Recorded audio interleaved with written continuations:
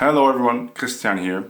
Today's episode of Gypsy Jazz Quick Tips is not a regular episode with me giving you a tip and answering a question. Instead, I want to show you some footage I shot while in Frankfurt, Germany. Every year in April I visit the Musikmesse, which is the European version of NAMM, which is the big music fair in Los Angeles. And while there I met my good friend Tommy Davy, who is a guitar player, a luthier, and he runs the site djangoguitars.com. And he was there to represent the Gypsy Jazz guitars of a brand called Altamira. Now I've tried these guitars before, and though they are very nice, especially for the price, I always felt that they kind of sounded like a carton box if you compare them to a luthier built guitar, to a handmade guitar, and the playability wasn't ideal. The action was very uneven across the strings, or they were very heavy to play, or there were a lot of dead notes or buzzing. So what did Tommy do? He gave me a guitar to try, but before he gave it to me, he did a custom setup by adjusting the truss rod, which is of course a normal thing to do. But first, he worked on the bridge of the guitar. So I have the guitar here. He worked on this bridge. It's the original bridge, but he modified it to improve the quality of the guitar, and the results are pretty amazing. So let's watch the footage and I'll be back with some final thoughts. Okay, so I'm with Tommy. This is a Altamira guitar without setup.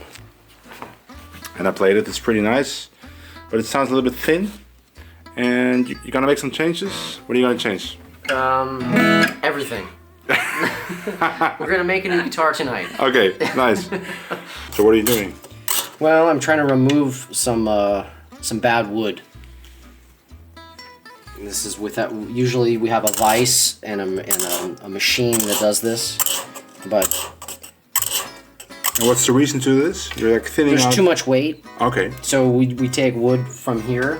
And we take wood from here because you have these big shoulders that it's just added mass on something that, especially if it's made of ebony, should be reduced as much as possible. Yeah. So.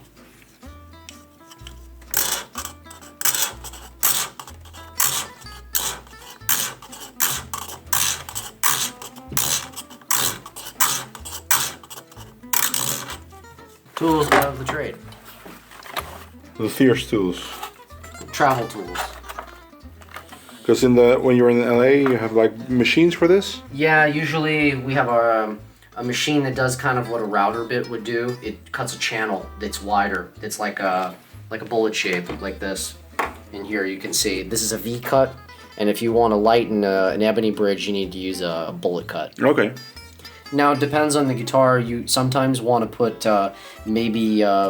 Depending on the way the guitar sounds, you kind of want to make a creative choice with what kind of wood you use. Ebony sometimes can make a good bridge, and on other guitars it's not so good. So I don't think that one or the other is good. I think just trying to match the right wood combination is a smart. And so why does reducing the mass on the bridge improve the sound of the guitar? Well, because you have this, you have more weight that's pushing down on the top. That's making the top harder to vibrate. Ah, okay. So yeah. the idea is to reduce the mass, and therefore when you put potential energy into the top by plucking the string, that it requires less force to get the guitar to resonate. Yeah. Oh yeah, that makes sense. And when you don't have a good bridge to start with, you can make a guitar a lot better by doing just some basic things to what's there, and to better assess the guitar, rather than pulling a bridge off and replacing it with something before you've done due diligence with what you have on the guitar. So. Using more mass. Yeah, just scraping the side. Usually I use a scraper, but in the hotel room we use a knife. So what I do is I take a file, right, like this, and just lightly go over the top like this, so you create a flat space to cut a notch. Because if you cut a notch, see, I've seen a lot of Altamira guitars specifically where they're set up where all the setup tech does is he puts notches into the point like this. So the bridge, instead of having a flat spot like this, has a perfect point like this. So if you try to notch a perfectly pointed piece of wood and you put the string in it, you're automatically going to just crack the piece of wood and its chips are going to come out because the string doesn't have a good base to sit in, and the point of the top of the bridge isn't strong enough to hold the string. So what do you do this to avoid this? So you avoid this by shaping the bridge with a flat spot that's about 0.5 millimeter in width. Yeah, I understand. So before it has this very sharp point, and you put a notch in it, and it just breaks. Yeah. Crumbles. So all the famous bridges that you hear talking about it on the internet. It's all like DuPont. They all have a flat spot on the top of the bridge, which is for good reason. So the string has good contact. You also have a better, stronger sound because the string has a better contact.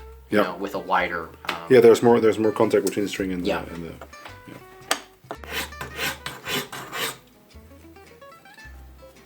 So now, basically, the top of the bridge was almost to a point, because it's made with a shaping machine, and the strings need to have at least 0.5 millimeter to sit on. Otherwise, you risk breaking the string.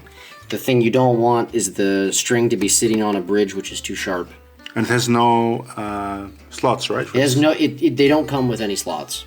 We're going to put the slots, and then once we put the slots, we're going to reinforce it so that they don't chip and break.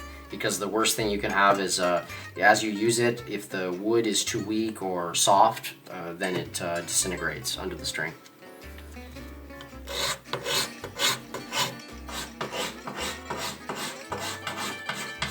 So there's still a little shoulder. I've scraped off the sharp edge. Now I'm just taking a file like this and just taking the edges off.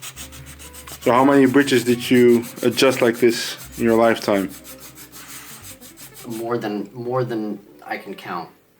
There's a lot of bad bridges in the world. How did you get schooled in doing this? Or a book or what? Lessons? Well, so it mostly came from having a lot of badly set up guitars in my closet that I didn't like to play because I liked other ones more. And when I looked at the ones that I liked, I noticed some attributes, and also talking to my father, talked to me a lot about the way that violin bridges are cut. And there are various schools on how you cut a bridge, mainly in the feet of the bridge. How deep the bottom arching between the 2 feet should be, how they should be cut, how big the openings on the side of the bridge should be cut, and also how the top should be crowned. And typically for solo violin or players of high caliber usually request a very tall and thin bridge because they want the least amount of resistance between the strings and the body. So it's just basic acoustics, but if you follow some of the same principles of violin bridges in how they're cut, where you have a large opening in between, you have feet that you, depending on the violin, sometimes you will make different size feet, or you're going to make them slightly longer. You can get different sound by adjusting all these different things. So the guitar bridge is much more basic than a violin bridge. A violin bridge is much more artful, but a lot of the same concepts. Yeah. Really. Are you happy with it? It's as good as it's gonna get. So yes.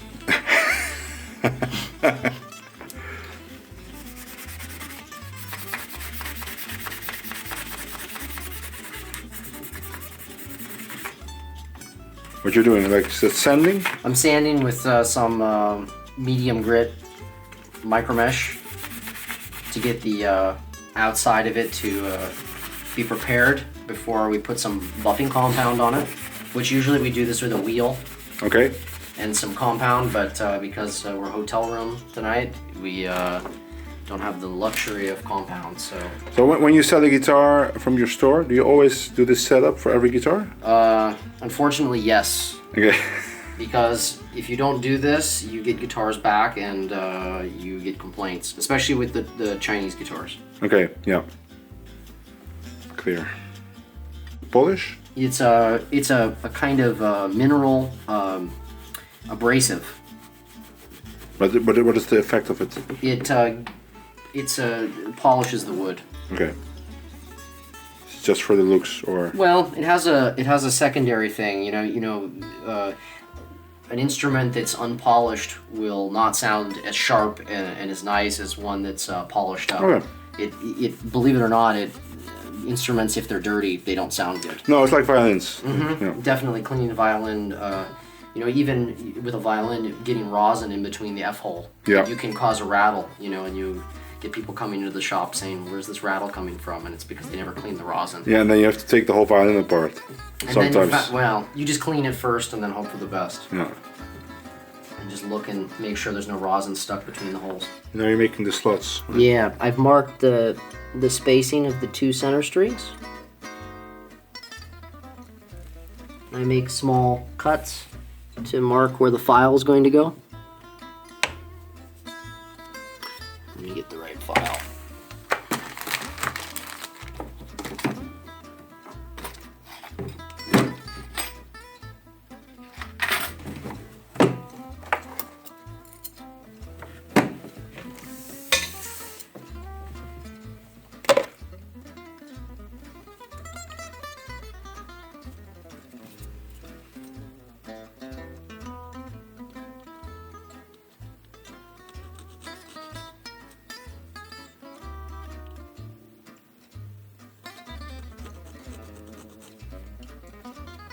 So now you have your first two slots.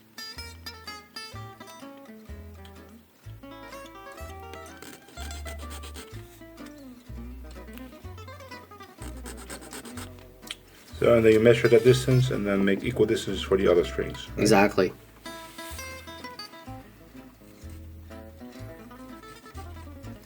Then once you get these all in the right spacing and the guitar it looks right, then what we do is the next step, we're gonna put it on the guitar, you check the spacing, and then we're going to reinforce the slots to make sure that the strings don't chip the top of the crown too easily. How do you reinforce it?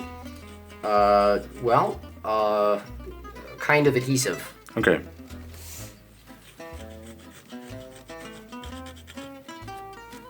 So this is the finished bridge. Yeah.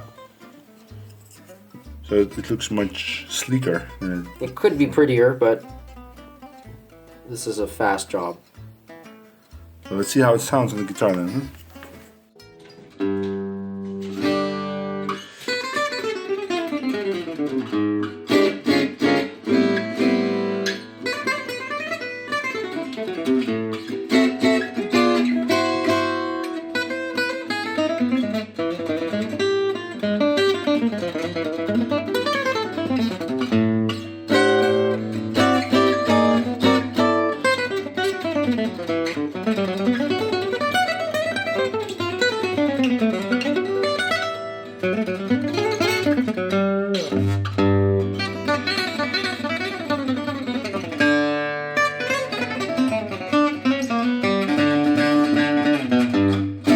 It's definitely much better. Yeah.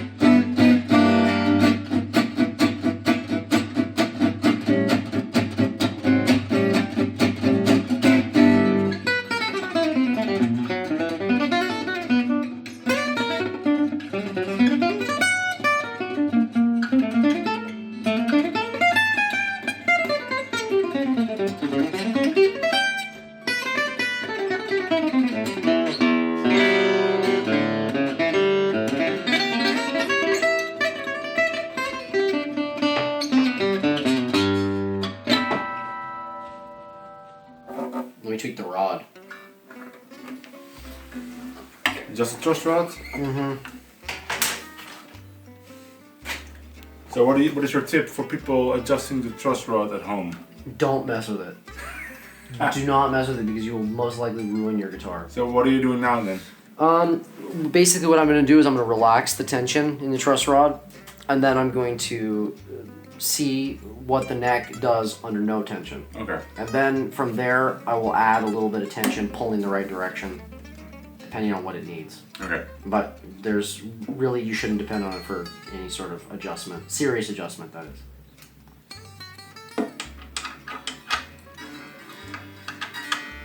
So how important do you think the setup is of a guitar? Oh, well, it can make or break, an otherwise good guitar. If the guitar itself, the body, the neck and the frets, everything is well made and well aligned, if you don't have the right setup or the right height for the amount of sound that you need or the way that you play, it renders the guitar basically useless. And you end up having to work a lot harder than you would if the guitar was set up. And that is the truth, because can you feel me? Sure I can. Because I played the guitar before Tommy adjusted the bridge. I mean, the guitar was okay, but I would never play it. I'd never envisioned myself playing it during a gig, but now it's actually pretty good, man. I could actually play this in a gig, even. It feels like an actual guitar. And it's only the adjustment, or only.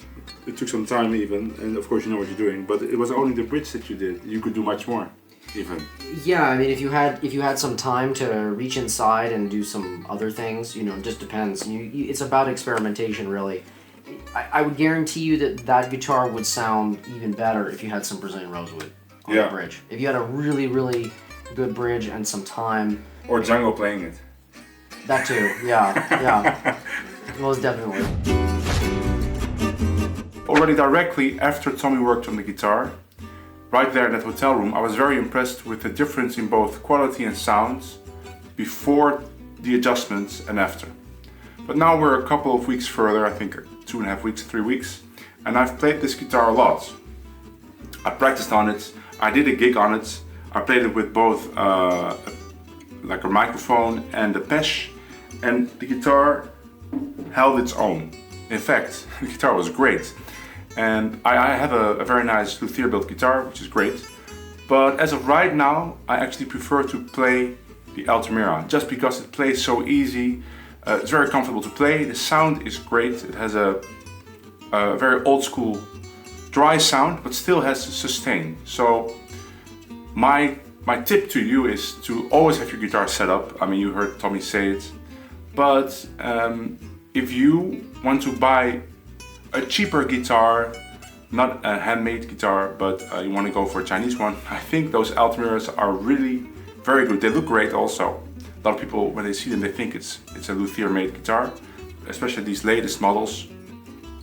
And I can also recommend that you contact Tommy Davy and order one from him, because this setup is a necessity and you will get an amazing guitar.